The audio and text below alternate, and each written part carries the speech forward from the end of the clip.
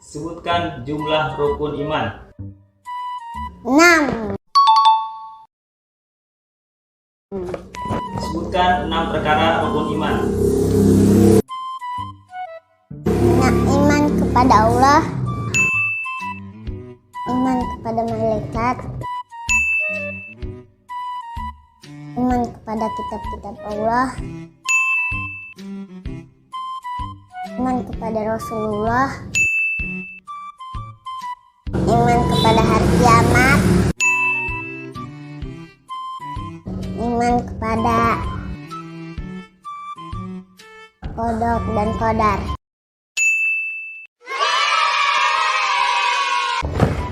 Ada berapa jumlah nabi dan rasul yang wajib kita ketahui? 25.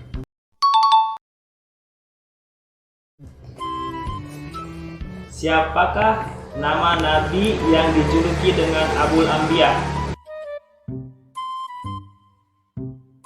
Nabi Ibrahim.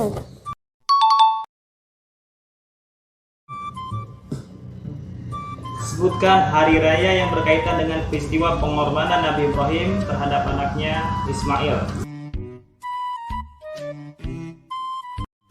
Hari Raya Idul Adha.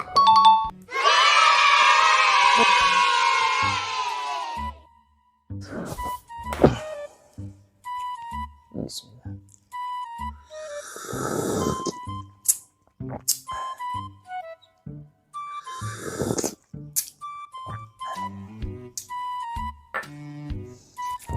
Hai, assalamualaikum. Welcome back to my channel. Yeah, this is Abi Rizkia channel.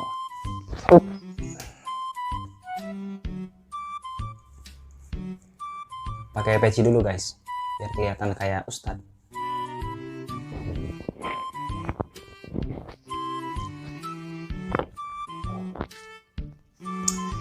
Hari Raya Kurban termasuk 2 hari raya besar dalam agama Islam setelah Idul Fitri.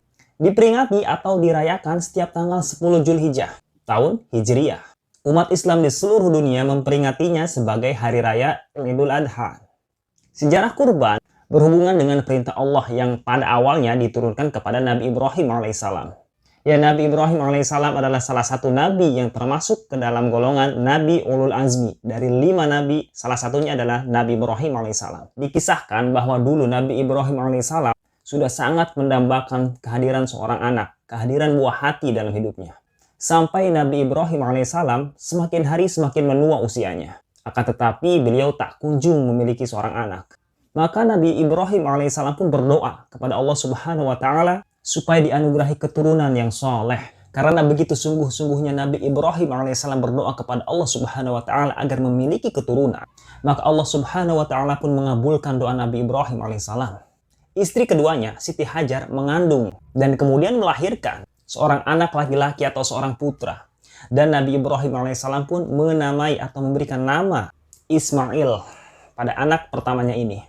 Ya, peristiwa ini pun termaktub dalam Al-Quran atau dikisahkan dalam Al-Quran. Tepatnya pada surat As-Saffat ayat 101. Maka kami berikan kabar gembira kepadanya dengan kelahiran seorang anak yang sangat sabar.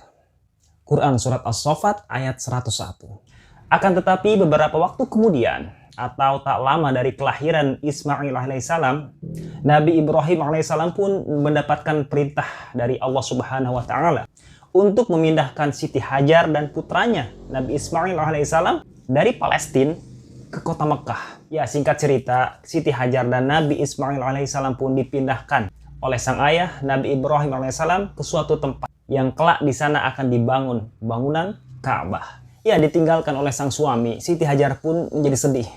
Ia merasa tak sanggup harus ditinggalkan oleh Nabi Ibrahim alaihissalam seorang diri di sana. Atau hanya ditemani oleh seorang bayi yang masih sangat membutuhkan kasih sayang.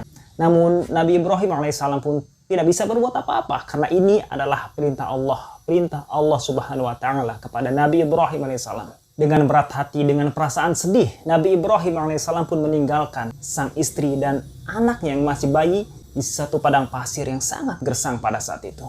Nabi Ibrahim alaihissalam pun melanjutkan perjalanannya kembali. Ketika kedua orang kesayangannya itu telah hilang dari pandangannya, Nabi Ibrahim alaihissalam pun berdoa kepada Allah Subhanahu wa Ta'ala agar Allah Subhanahu wa Ta'ala memberikan keselamatan dan perlindungan bagi Siti Hajar dan bayinya Ismail alaihissalam. Suatu ketika persediaan bekal yang dimiliki oleh Siti Hajar pun semakin sedikit dan akhirnya habis. Ya, Siti Hajar pun menjadi lapar dan kehausan pada saat itu yang menyebabkan air ASI-nya, air susunya menjadi kering. Ismail yang pada saat itu masih bayi pun menangis. Beliau tentu saja kehausan dan kelaparan karena tidak bisa menyusu. Siti Hajar pun merasa bingung dan risau pada saat itu. Siti Hajar pun berikhtiar. Ia berlari ke sana kemari, berharap mendapatkan sesuatu untuk bisa dikonsumsi, untuk bisa dimakan atau diminum. Siti Hajar bolak-balik ke sana kemari, berlari-lari antara Bukit Sofa dan Marwah. Ya, dari atas Bukit Sofa, Siti Hajar melihat ada nampak sumber mata air di Bukit Marwah. Kemudian Siti Hajar pun berlari ke Bukit Marwah. Namun setibanya di sana, yang awalnya disangkanya air ternyata hanya bayangan. Itu hanya fata morgana. Siti Hajar pun tetap berlari ke sana kemari. Dari Bukit Sofa ke Bukit Marwah, dari Marwah ke Sofa sebanyak 7 kali. Sampai pada akhirnya Siti Hajar pun kelelahan. Kemudian ia mendengar suara yang mengarah pada tempat di mana Ismail dibaringkan dalam keadaan menangis.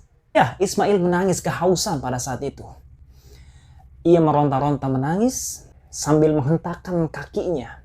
Tiba-tiba di dekat kaki Ismail muncullah sumber air yang memancar. Siti Hajar merasa senang bukan main pada saat itu.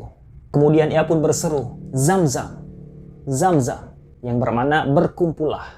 Nah teman-teman, itulah kisah singkat tentang munculnya air Zam-Zam yang dikisahkan pada zaman Nabi Ibrahim alaihissalam dan putranya Nabi Ismail alaihissalam, yang hingga saat ini tidak pernah surut, tidak pernah berkurang, bahkan memberikan manfaat kepada siapapun yang meminumnya.